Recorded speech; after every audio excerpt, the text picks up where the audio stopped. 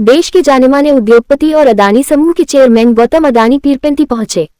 इस दौरे को प्रदेश में विकास कार्यों के लिहाज से काफी महत्वपूर्ण माना जा रहा है। बता दें कि बिहार के पीरपेंती में अदानी समूह थर्मल पावर प्लांट का निर्माण कर रहा है। ये पिछले कई दशक में किसी भी औद्योगिक समूह द्वारा बिहार में किया गया सबसे बड़ा निवेश है। अदानी समूह के चेयरमैन ने मौके पर पहुंचकर इस प्रोजेक्ट के कामकाज का जायजा लिया और वृक्षारोपण के कार्यक्रम में हिस्सा लिया। अदानी समूह का पावर प्लांट पीरपेंती प्रखंड के सिरमतपुर व आसपास की करीब 479 हेक्टेयर भूमि पर बनाया जा रहा है। यह ultra super critical plant 2400 megawatt उत्पादन क्षमता का होगा। उत्तर में गंगा, दक्षिण में नेशनल हाईवे और पास ही पीरपेंती रेलवे स्टेशन लॉजिस्टिक दृष्टि से लोकेशन को काफी महत्वपूर्ण बनाता है। इस प्लांट के निर्माण के दौरान 10 से 12 हजार लोगों को और ऑपरेशनल होने पर लगभग 3000 लोगों को रोजगार के अवसर मिलेंगे। इस परियोजना पर अदानी की तरफ से 30,000 करोड़ रुपए का निवेश किया गया है। परियोजना को 5 वर्षों में पूरा करने का लक्ष्य है। उद्योग जगत की बड़ी हस्ती का ये दौरा केवल निरीक्षण नहीं, बल्कि राज्य में भरोसे और निवेश का सकारात्मक पैगाम भी है। भागलपुर में 22 फरवरी से 27 फरवरी तक मनाए जा रहे पुलिस सप्ताह के तहत पहले दिन समीक्षा भवन में यातायात जागरूकता कार्यशाला का आयोजन किया गया। कार्यक्रम का उद्घाटन वरीय पुलिस अधीक्षक प्रमोद कुमार यादव, उप विकास आयुक्त प्रदीप कुमार सिंह और सिटी एसपी शैलेंद्र सिंह सहित अन्य अधिकारियों ने दीप प्रज्वलित कर किया। कार्यशाला में लोगों को यातायात नियमों की जानकारी दी गई और सड़क सुरक्षा के प्रति जागरूक किया गया। पुलिस सप्ताह के इस आयोजन का उद्देश्य लोगों में सड़क सुरक्षा के प्रति जागरूकता बढ़ाना और दुर्घटनाओं में कमी लाना है।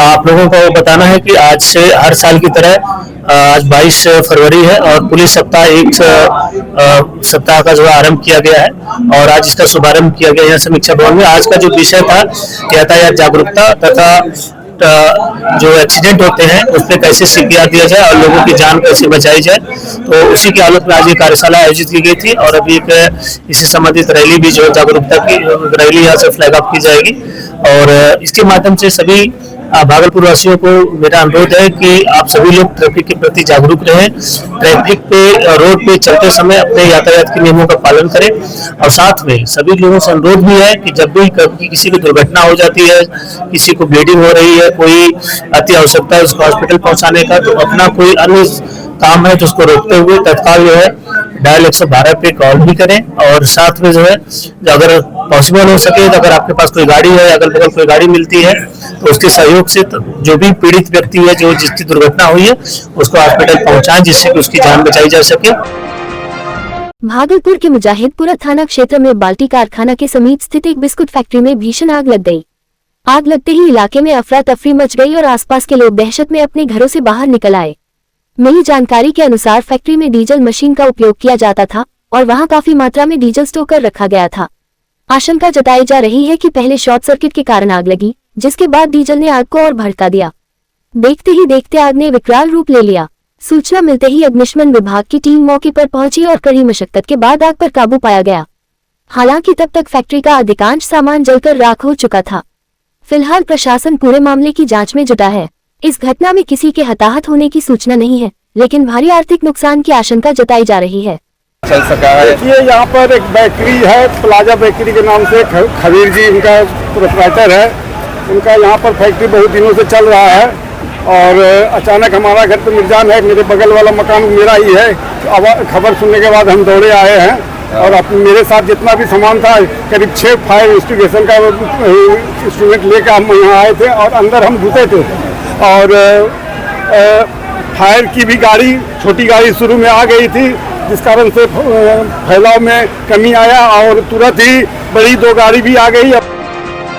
लाजपत पार्क स्थित आईएमए भवन में जीवन जागृति सोसाइटी और Indian academy of paediatrics Bhagalpur के संयुक्त तत्वावधान में निःशुल्क बाल हृदय रोग जांच शिविर आयोजित किया गया।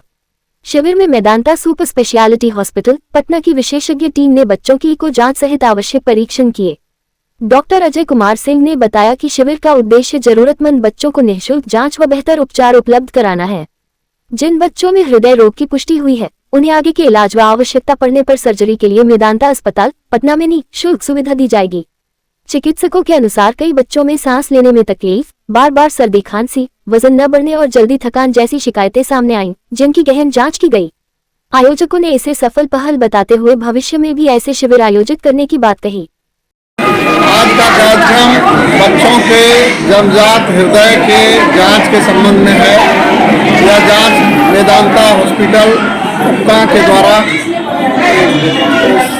जो विशेषज्ञ हैं, इसके हृदय रोग विशेषज्ञ, शिशु के हृदय रोग विशेषज्ञ, इनकी पूरी टीम आई हुई है। जीवन रक्त सोसाइटी एवं IAP भागलपुर यानी शिशु अकादमी, जो शिशु रोग विशेषज्ञों का समूह है, उनके तत्वाधान में ये आयोजित किया गया है। इसमें और भी कुछ लोग सहयोग कर रहे हैं। तो ऑपरेशन करना पड़ता है, लेकिन गरीब जनता के पास जो पैसे नहीं है जो उसका ऑपरेशन करा पाए, तो इसी के लिए टीम जो वेदांता से है वो आई हुई है। और ये बता के हर्ष का विषय है कि वेदांता हॉस्पिटल पटना और बिहार सरकार के बीच एक करार हुआ है, जिसमें 25% सीट गरीब तबके के लिए, यानी जिसका इनकम 2,40,000 से कम है, उसके लिए आरक्षित की गई है। उसमें ब्रेन का, किडनी का, कैंसर का और हृदय रोग का मुफ्त होता है। 12 लाख तक का इलाज मुफ्त होता है। और इसके लिए ये लोग चिन्हित करते हैं और चिन्हित करके जिसको ऑपरेशन की जरूरत है उसको ऑपरेशन कराते हैं और अदरवाइज वो फॉलो अप देना है। भागलपुर के टीचर ट्रेनिंग महाविद्यालय में शिक्षक सम्मान समारोह का आयोजन किया गया। इस मौके पर उन शिक्षकों को सम्मानित किया गया जो नई नई तकनीकों के माध्यम से बच्चों को बेहतर और प्रभावी शिक्षा प्रदान कर रहे हैं। कार्यक्रम का उद्देश्य शिक्षा के क्षेत्र में नवाचार को बढ़ावा देना और शिक्षकों के रचनात्मक प्रयासों को पहचान देना था। मेरा मोबाइल मेरी शिक्षा पहल के तहत शिक्षक डिजिटल माध्यम का उपयोग कर बच्चों को पढ़ा रहे हैं, जिससे पढ़ाई और भी आसान और रोचक बन रही है। समारोह के दौरान शिक्षकों द्वारा कागज के टुकड़ों से तैयार शैक्षणिक सामग्री और विभिन्न मॉडल की प्रदर्शनी भी लगाई गई। इस प्रदर्शनी में बच्चों की रचनात्मकता और शिक्षकों की मेहनत देखने को मिली। शिक्षिका अर्चना मिश्रा ने बताया कि बच्चों को खेल खेल में शिक्षा दी जाती है ताकि पढ़ाई उनके लिए बोझ न बने। उन्होंने कहा कि कक्षा में कराई गई गतिविधियों को सोशल मीडिया प्लेटफॉर्म पर भी साझा किया जाता है, जिससे बच्चे घर पर भी अभ्यास कर सकें। मैं 2024 से ही TVT से जुड़ी हुई हूँ। मैंने संस्कृत से कठिन सब्जेक्ट को TLM के माध्यम से, नवाचार के माध्यम से बच्चों को पढ़ाती हूँ और आसान करती हूँ। इसलिए मैं सारे वीडियो वगैरह, क्लिप वगैरह TVT में डालती हूँ। इसलिए आज मुझे TVT में मेडल सम्मानित किया जा रहा है। भागलपुर जिले के कहलगांव में उस वक्त खुशियों की शहनाई गूंज उठी जब बैजनाथ मोहनलाल रूंगटा स्मृति भवन में एक साथ 8 जोड़े वैवाहिक बंधन में बंध गए।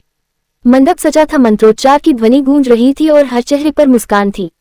अग्नि को साक्षी मानकर इन नवदंपतियों ने 7 जन्मों तक साथ निभाने का वचन लिया।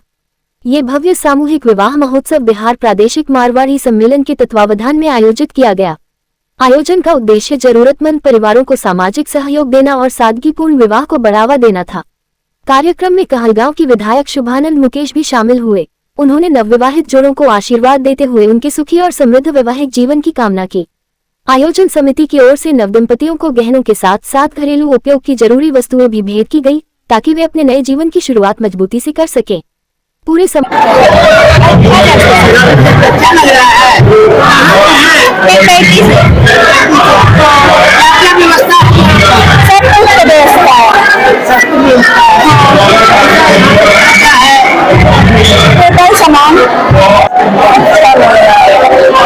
लग रहा है। व्यवस्था कैसा है? कौन किया है? यही से मिला है। का मूल उद्देश्य समाज में जो गरीब तबका है, जो कि आर्थिक मजबूरी में आज जो एक शानो शौकत की शादी समारोह हो रहा है वो नहीं कर पा रहे हैं, उनका भी शौक पूरा करना और उनको भी समाज में एक महत्वपूर्ण एहसास कराना कि वो भी समाज में एक महत्वपूर्ण है और वो भी इस तरह की शानो शौकत के साथ शादी कर सकते हैं।